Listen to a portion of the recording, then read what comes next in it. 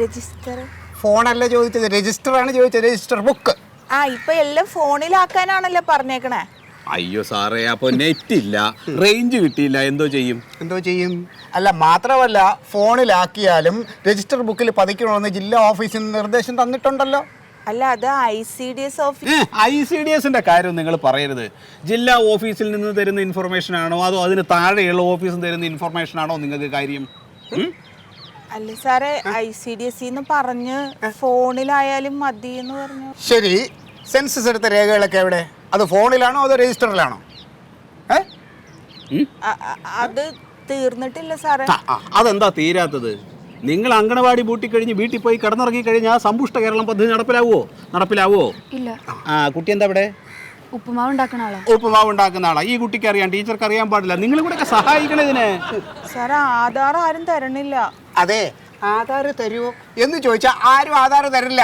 അത് ചോദിക്കേണ്ട രീതിയിൽ ചോദിക്കണം. കണ്ട, കുട്ടിക്കറിയാം.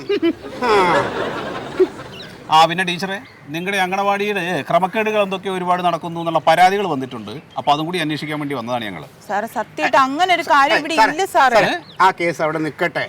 അതെ കുട്ടികളെ, നിങ്ങൾക്ക് അറിയാമോ, സമ്പുഷ്ട കേരളം പദ്ധതിക്ക് വേണ്ടി സർക്കാർ മാറ്റി വെച്ചിരിക്കുന്നത് 31 കോടി രൂപയാണ്. എത്ര? 31.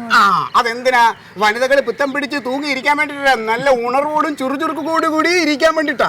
അതെ 2019 ഓഗസ്റ്റിൽ ഈ പദ്ധതി നടപ്പാക്കിയത് തന്നെ സ്ത്രീകൾക്കും കുട്ടികൾക്കും വേണ്ടിയാണ്. എന്തെങ്കിലും അറിയാമോ ഇതൊക്കെ?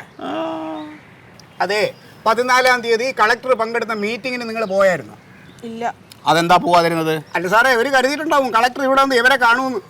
അല്ല സാറേ, വീട്ടിൽ തന്നെ ഒരു മരണം ഉണ്ടായി. എനിക്ക് ഇതാണ് പറ്റാത്തത്. നിങ്ങൾ ഇതുപോലുള്ള എക്സ്ക്യൂസുകൾ പറയരുത്. നിങ്ങൾക്ക് മരണമാണോ വലുത് അതോ കലക്ടർ പങ്കെടുക്കുന്ന ഒരു പരിപാടിയാണോ വലുത്? നിങ്ങൾക്ക് മാസാമാസം ശമ്പളം തന്നുകൊണ്ടിരുന്നത് മരിച്ചുപോയ ആളല്ലല്ലോ, സർക്കാരല്ലേ. അത് നിങ്ങൾക്ക് ഓർമ്മ വേണ്ടേ? കുട്ടി ചെയ്യുന്ന ജോലിയോട് കുറച്ച് ആത്മാർത്ഥത വേണം, സത്യസന്ധത വേണം, കൃത്യത വേണം, ഉത്തരവാദിത്വം വേണം, അർപ്പണബോധം വേണം. സാറേ, മരിച്ചത് എന്റെ അമ്മാവനാണ്. അച്ഛനും അമ്മയും ഇല്ലാത്ത എന്നെ നോക്കി വളർത്തിയ എന്റെ അമ്മാവൻ. അപ്പൊ പിന്നെ ഞാൻ പോകണ്ടേ? നിങ്ങൾ എന്താ ഞങ്ങളുടെ കാര്യം മനസ്സിലാക്കാത്തത്? അംഗൻവാടി വർക്കേഴ്സ് എന്ന് പറയുന്നത് മനുഷ്യർ തന്നെയാണ്. നിങ്ങളെ പോലെ 2 കൈ 2 കാലുള്ള സാധാരണ മനുഷ്യർ. അല്ല, ഈ സമ്പുഷ്ട കേരളം പദ്ധതി വിജയിപ്പിക്കുന്നതിന്റെ ഭാഗമായിട്ട് അതിന് ഞങ്ങൾ എന്തൊക്കെ ചെയ്യണം സാറേ?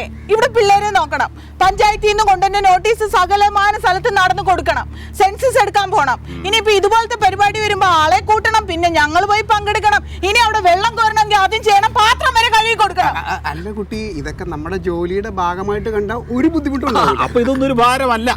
എന്ത് ജോലിയാണ് സാറേ? എന്ത് സുരക്ഷിതത്വമാണ് ഞങ്ങളുടെ ജോലിക്കുള്ളത്? നിങ്ങൾ മരിച്ചു കഴിഞ്ഞാൽ നിങ്ങളുടെ കുടുംബത്തിലെ ആർക്കെങ്കിലും ജോലി കിട്ടുമല്ലോ. ഞങ്ങള് മരിച്ചു കഴിഞ്ഞാൽ കൂടി വന്ന ICDS കൊണ്ടുവന്ന് ഒരു റീത്ത് അങ്ങോട്ട് സമർപ്പിക്കും. ഒരു PF ഉണ്ടോ ഞങ്ങൾക്ക്? എന്തിനാ പറയണത്? ഞങ്ങളുടെ സാലറി എത്രയാണ് സാറേ? 11,000 രൂപയുണ്ടല്ലോ. 11,000 രൂപയുണ്ടല്ലോ. ഒരു ദിവസത്തെ കൂലി എത്രയെന്ന് സാറൊന്ന് കണക്കൂട്ടി നോക്കിക്കേ. 11,000-ന് 30 കൊണ്ട് ഹരിക്ക് 400 രൂപ പോലും തികച്ചില്ല.